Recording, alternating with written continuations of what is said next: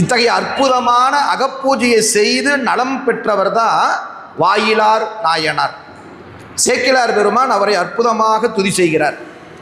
மறவாமையால் அமைத்த மணக்கோயில் உள்ளிருத்தி உறவாதிதனை உணரும் ஒளி விளக்கு சுடரேற்றி இரவாத ஆனந்தம் என்னும் திருமஞ்சனம் ஆட்டி அரவானர்க்கு அன்பு என்னும் அமுது அமைத்து அர்ச்சனை செய்வார்.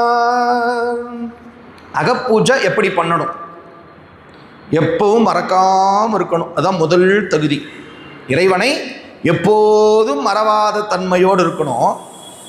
இந்த உடம்பு ஒரு கோயில்னு சொல்லியிருக்கிறோம். இந்த உடம்பாகிய கோயிலுக்குள்ள மனம்தான் கருவறைன்னு சொன்னோம், ஏற்கனவே படித்தோம். உடம்பு கோயில், மனம்தான் கருவறை. ஆக இந்த உடம்பாகிய கோயிலுக்குள்ள மனமாகிய கருவறையில் உள்ளத்துக்குள்ளே சுடர்விட்டு பிரகாசிக்கின்ற ஞானமாய வடிவாக விளங்குகின்ற இறைவனை சுவாமி உள்ள எப்படி இருக்கிறாருங்க? ஆதியும் அந்தமும் இல்லாத அருட்பெரும் ஜோதியாக இருக்கிறார். அப்படி நம்ம இதய தாமரையில் சுடர்விட்டு பிரகாசிக்கக்கூடிய அந்த சிவபெருமான பூஜை பண்ணணும். பூஜைக்கு என்ன வேணும்? தண்ணி வேணும், பூ வேணும், தூபதீபம் நைவேத்தியம் எல்லாம் வேணும். இப்போ வாயிலார் நாயனார் எப்படி பூஜை பண்ணாராமா?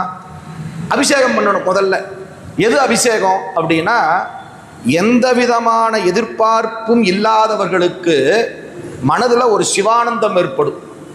அந்த சிவானந்தத்தை அபிஷேகமாக பண்ணாராமா. உள்ளுக்குள்ள சுவாமி ஜோதியாக இருக்கிறார். அந்த ஜோதிக்கு எது அபிஷேகம்? சிவானந்தம் என்ற அந்த உணர்வு, அதை அபிஷேகமாக பண்ணுறாராமா. சுவாமி யாரு? அரவாணர். அறமே வடிவாக விளங்குகின்ற அந்த பெருமானுக்கு அந்த அபிஷேகம் பண்ணார். அபிஷேகம் பண்ணியாச்சு, அலங்காரம் பொட்டு பூவெல்லாம் வச்சாச்சு. சுவாமிக்கு நைவேத்தியம் பண்ணணும். எது நைவேத்தியம் அப்படின்னு கேட்டிங்கன்னா, நம்மிடத்திலே உயிரினிடத்திலே இருக்கின்ற அன்பு தான் நைவேத்தியம். அப்போ வாயிலார் நாயனார் என்ன பண்ணாரம்மா? தன்னுடைய அன்பை உணவாக ஊட்டி பூஜை பண்ணி இறைவனை வழிபாடு செய்தாராம்மா. பாட்டு பாருங்களேன்.